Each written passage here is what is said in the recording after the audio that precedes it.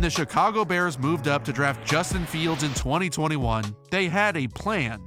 But then, that plan went to absolute hell. Since just the end of his rookie season, the Bears fired their coach, they fired their GM, and some of their best players have simply walked out the door. Oftentimes, teams try to first build their roster to create a comfortable ecosystem before drafting their franchise quarterback, but the Bears have not done that. Without a single Pro Bowler on the offense, they've gone young and haven't addressed any of their roster problems through the draft or free agency. Good organizations create continuity with talent and culture, but if you don't have talent and have a brand new culture, you really need to create continuity through your franchise quarterback. Last year, Fields started slow, then picked up the pace, so the question is no longer is he good, but can he carry a team? A question no second-year quarterback should have to answer. To do so, he'll have to prove he has exceptional physical ability, intelligence, and toughness to truly elevate everyone around him. Before we find out how much he has of each, I want to thank the sponsor for this episode. That would be Manscaped. Manscaped is the #1 global leader in men's grooming tools and hygiene solutions, and with Father's Day coming up, they are the perfect place to shop. I like Manscaped because they consistently produce quality products like my favorite, the Lawnmower 4.0 waterproof body hair trimmer, but also because they are constantly innovating, creating new stuff that's awesome. They just released their Boxers 2.0, which are anti-chafing, high-performance boxer briefs, and they're the perfect combination of function and fashion. I'm always on the lookout for boxers that I can exercise in that won't irritate my skin, and ever since I tried these on, it's all I've worked out in, and just in general. They have 6 different color combinations, the fabric is super soft, moisture wicking, anti-chafing, cooling, tagless, they've redesigned the front fly, and there's flat lock seams, making them my favorite boxers I've ever worn. If you want to check them out, or any Manscaped products and get 20% off plus free shipping, all you have to do is use my promo code Rollins at checkout. That's 20% off plus free shipping with my code Rollins at manscaped.com. Alright, so we'll start off by looking at Fields' physical ability, and my god, there is a lot of it. He doesn't just have a super strong arm, but is able to push the ball deep consistently, which is a trait not every quarterback has. He finished second in average depth of target, meaning his passes traveled the second furthest of all quarterbacks, so he's going to constantly threaten defenses over the top and squeeze in tight window passes. This kinda explains his worst completion percentage in the league at 59%, and also why his interception percentage was second highest. Fields isn't taking little nibbles, he's trying to take massive bites. The Bears' offensive line was one of the worst in the league, where Fields got sacked literally non-stop, which explains why so many of his explosive passing plays came from play action, since he had a little more time in the pocket, didn't have a behemoth D lineman right in his face, and could let that thing rip. Play action usually doesn't ask the quarterback to read as many defenders as a typical drop-back pass, so here on this 4 verticals concept, after Fields fakes the run, he just needs to read the post safety Minkah Fitzpatrick and throw away from his movement, since he can't cover both verticals up the seams. After he flips around, he sees Minkah rotating slightly towards the right, so he shifts his eyes towards Jimmy Graham, and watch how both quarterback and tight end know to keep this up the seam away from Minkah, and Fields makes a wow throw. Stretching coverages vertically puts a ton of stress on defenses, since a lot of quarterbacks aren't able or willing to squeeze throws in like Fields is, and targeting areas where defenses are most vulnerable, even if there's a high degree of difficulty, is a good way to elevate an offense. It's hard attacking deep over the middle against zone coverage, but good if you can, since in most zone coverages, a linebacker has to match a wide receiver, or here, tight end Cole Kmet. In 2 high safety zone coverages, the linebacker carries the most inside receiving threat vertical to protect the middle of the field, since it doesn't have a safety in it, and the moment Fields reads both safeties are dropping to their halves, he's then able to read that Eric Kendricks has flipped his back and is trying to carry Kmet deep. He knows where he's going to target, and that Kendricks is what coaches call a nap or non-aggressive player, since his back is turned to the ball and can really only guard the width of his chest plate. If Fields wants to play aggressive and continue pushing the ball down the field, he'll need to master the skill of attacking these nap defenders and use elite accuracy like we see here. He'll also need to master the intelligence part of playing quarterback, which he's shown glimpses of, but still needs to improve on. At times, he'll demonstrate great pre-snap process, but then struggle post-snap. Sometimes he's just bad pre-snap, which obviously super affects post-snap. And while you could chalk some of that up to him being a rookie, or Matt Nagy not always giving him a ton of good answers, it's certainly a recurring theme on film that could be a problem in the future. At times, he'll ignore his pre-snap read by not taking what the defense is giving him and instead locks onto a certain receiver, predetermines before the snap that's where he's throwing, like here on 3rd and 7.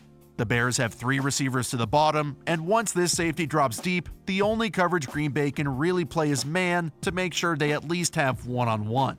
Usually, this 3 in-breaking route type concept calls for the quarterback to read A-Rob or Damiere Byrd, since the first in-breakers suck up coverage with him. And since Rasul Douglas is this far off pre-snap, Fields likely should have gone outside to pick up the first, but he jams it into Kmet. Sometimes his pre-snap read was really good, but still he'd be too confident locking onto that one receiver and not reading the play out correctly after the snap. He threw 6 interceptions on throws under 2.5 seconds, and that was usually because he got tunnel vision locking onto his pre-snap read. Here he just got flat out schooled by the wily veteran Rasul Douglas setting a trap. The first down line is just right here, and Fields has a 5-step Omaha route with Douglas 12 yards off of him.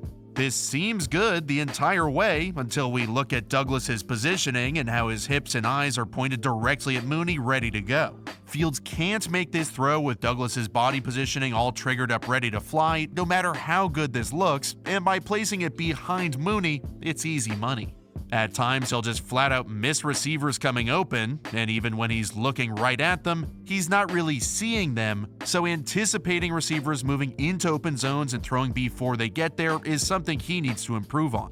The Bears had run the same concepts after Fields had missed them earlier, but still, it wasn't clear if he was really seeing the coverage patterns or how the safeties or corners were moving during the down, so he'd leave some big plays on the field. This manifested itself early in the Steelers game, where on 2nd and 3rd and longs, they love to run this really strange cover 2 zone with their safety coming down. They've run this for years and years with Keith Butler, where they assign 2 lower defenders to play the deep halves so Minka can fly down underneath. And what's really tricky for a younger quarterback is seeing the defense start with Minka in the dead center of the field, indicating a 1-high cover 1 man or cover 3 zone, but then post-snap having the look completely change, and Fields struggled with it.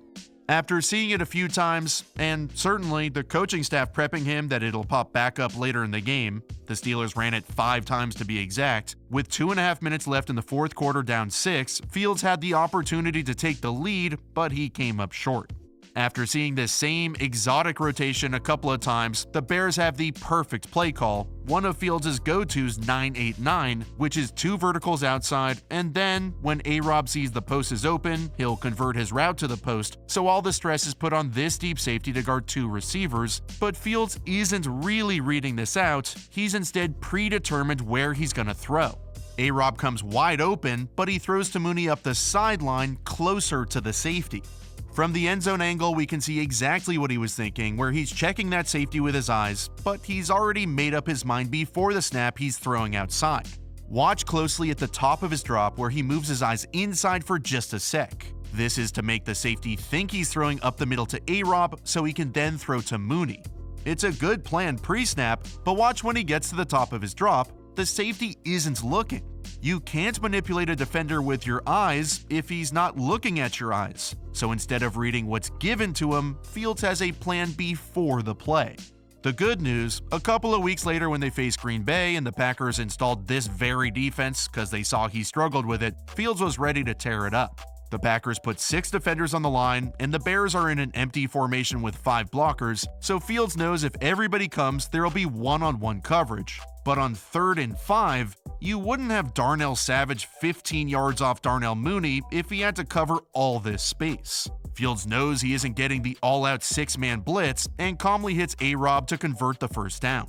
This time he correctly manipulates a defender where he knows Adrian Amos is either blitzing off the edge, so he'll have A-Rob quick, or he'll be dropping into zone. So Fields uses this little eye manipulation to move him to the left, and in rhythm rockets it in to convert the first down.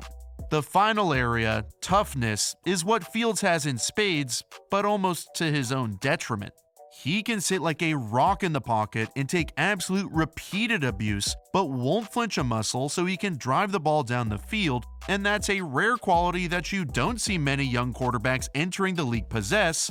But at the same time, that toughness, paired with the times where he fails to protect himself running the ball, which he'll run a lot because he's incredible at it, that's already led to cracked ribs last year and a worry that he won't always be available for a full 17-game season.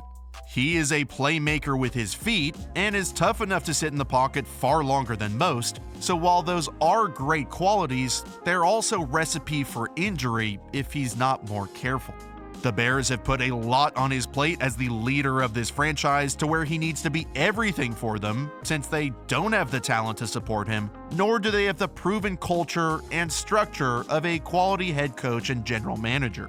Fields has to continue to dominate with his physical ability, improve his intelligence pre- and post-snap, and maintain his toughness while being a bit more careful so the Bears can take that next step.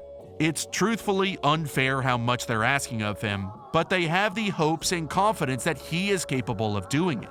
Justin Fields has become Chicago. He leads the Bears. Now, is he the guy to turn this thing around?